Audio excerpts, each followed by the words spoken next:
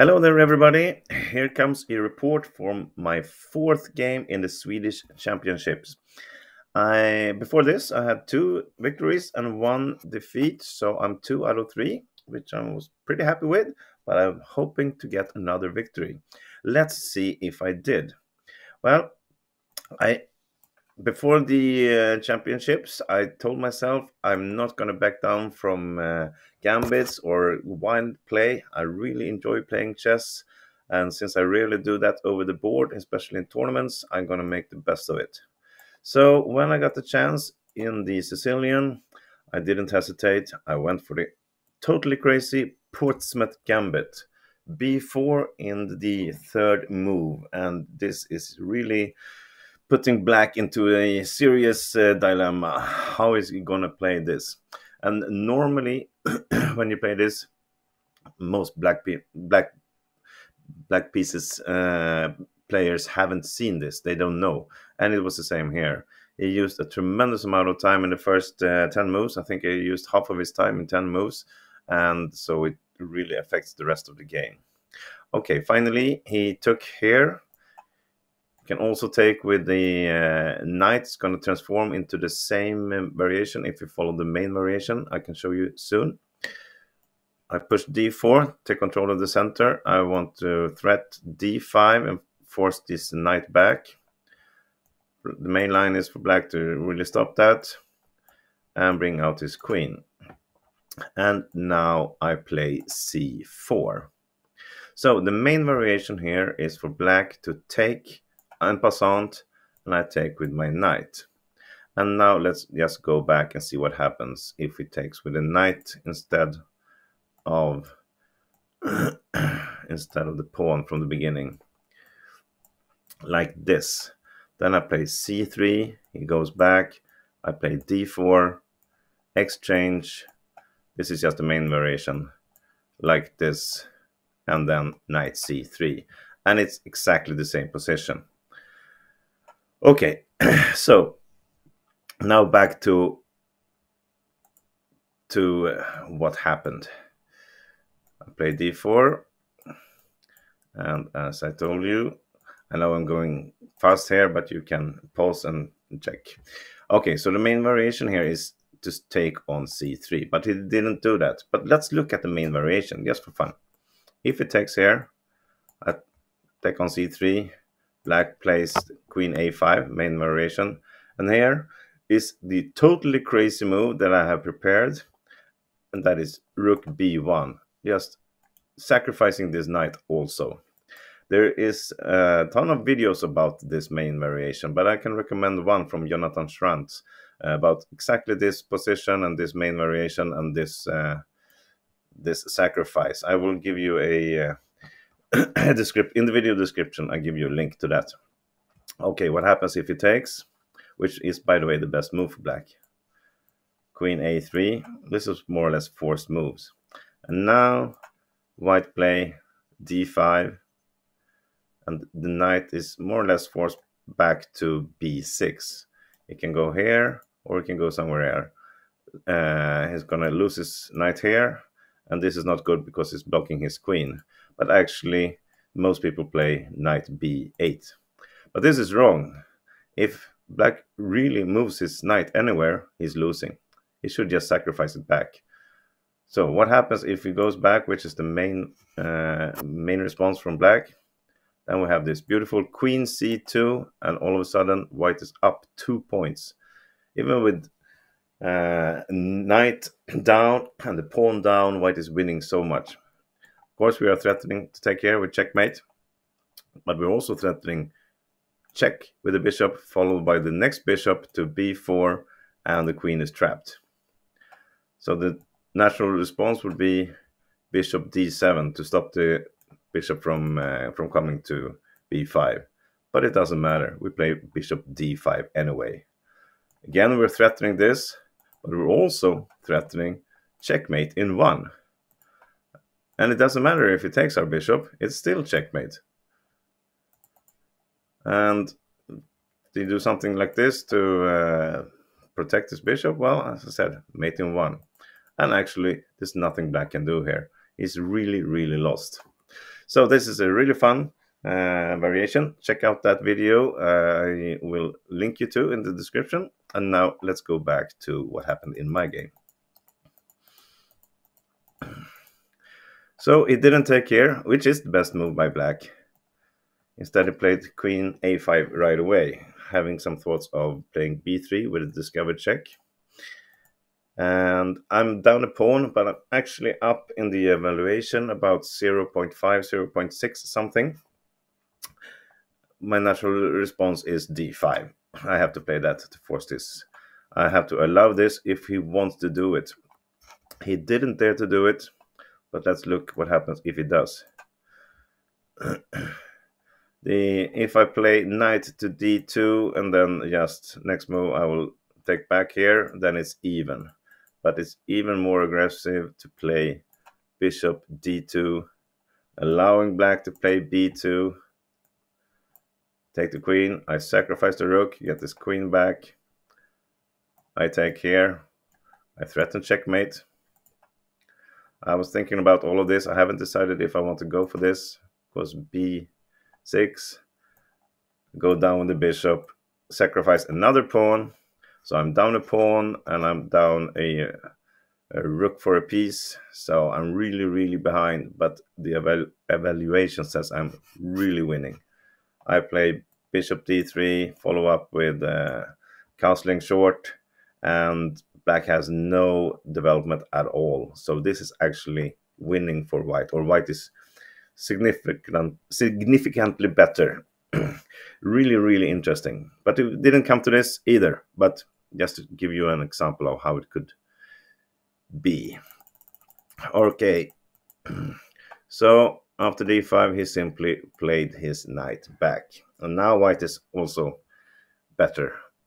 But I chose the wrong plan here, actually.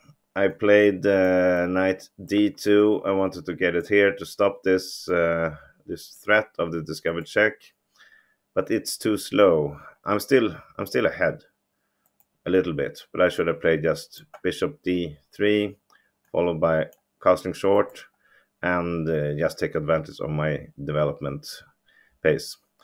I was a bit scared of this, which I shouldn't have been, and queen c3, attacking both the bishop and the rook, but it doesn't work. I can simply take it with my queen. If he exchanged, then I got my pawn back, and of course the development is far better for white. And if he takes my rook, I simply castle, followed by bishop b2.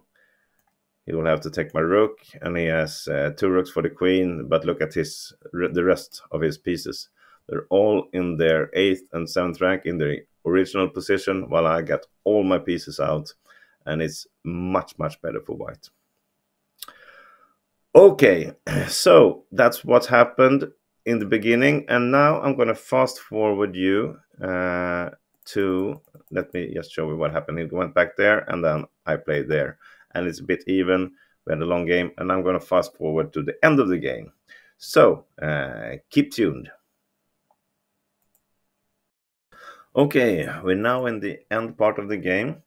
It's only 25 moves, so it's 15 moves up to 40, which is the time control, and my opponent spent a lot of time in the beginning, so he's only down to like 6-7 minutes left or something here, so he's really under pressure. I have my good pawn on the d file still, and I want to push it to d7 to get it even stronger. Still down a pawn for me, but more than well compensation for that, so I'm ahead in the evaluation. Not by much, but a little bit. And now it's really hard for black to play this position.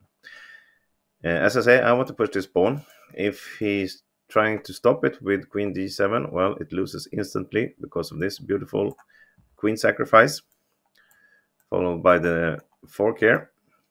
So that's not possible. What black should have done is to play queen c8. It's the best way to really try to fight me off. I will play queen c7 and bishop e5. White is slightly better, but that's really the best part for black. Instead, he played king g7. He wants to get rid of this pin on the pawn, and he wants to attack my knight. And it's not good enough for sure. Yes, I can take here now and get the pawn back and still have a very good game with my pawn here. But I didn't feel the rush to do that, so instead I pushed the pawn right away and kept this threat. Now he cannot really go anywhere. So he decided now he doesn't want to get rid of this bishop. Instead he put it on e5. Good, controlling the a2 square and also the c7 square. So it's an okay move. But now I took the opportunity to just take back my pawn. Now we're even in material, and I'm threatening this rook if the queen moves away. Then I can take here and promote, and I'm a rook up. So it's a pretty good threat, I think. He was thinking about it, told me afterwards when we analyzed it, that he was thinking about playing a rook e8 to get the rook out. Because if I take here and promote to a queen, well, I'm going to be checkmated. But I have seen this, and if he would have done that, I would simply take, but promote to a knight instead, with a check. And of course, it's forced to take, and I'm a rook up, and it's a quick win. He didn't see this thing, so sadly he didn't play this and didn't allow me to do that. It would have been nice. Okay, but also,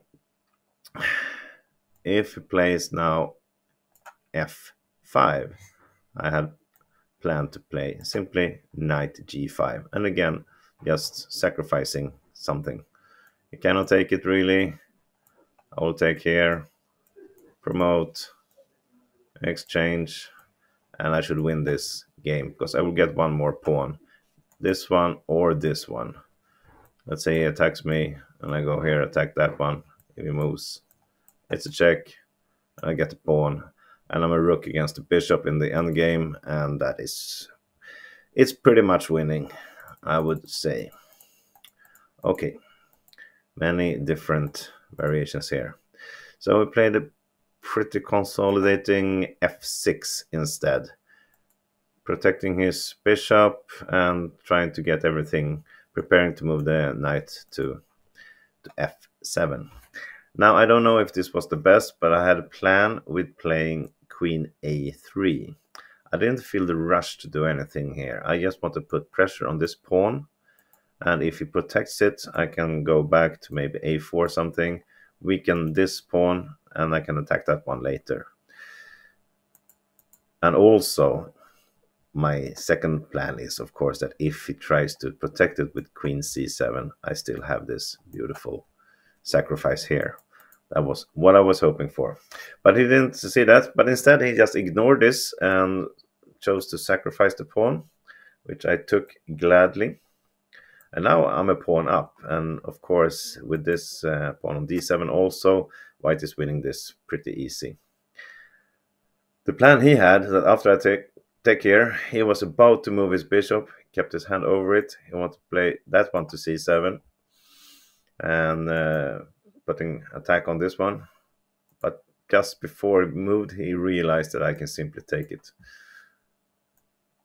and get queen, and then I'm a piece up. So he didn't do that either. Instead, he played something else. The move he played was rook e7. So he wants to now have the opportunity to back down with the bishop, because in the end, after all the exchanges, this knight is hanging also. So I had to do something about that, and then I found this great move. I think most of the moves here are winning, but I chose to go in with the rook, with the knight here, allowing him to take with either piece, but both is losing. Something like this. I can simply play knight f5 check, and that's a discovered threat towards the rook, so it's not working. And if it takes with the queen, he protects this, but I can still go there, or I can simply exchange first and do this. So this pawn is really not hanging, and he's more or less forced to exchange here, which he did. And now my plan is to go queen b7 and queen c8, and there's really nothing he can do to protect against that. I don't think he even saw it, actually, because his plan was just to stay like this and just do random moves and keep this tight. So he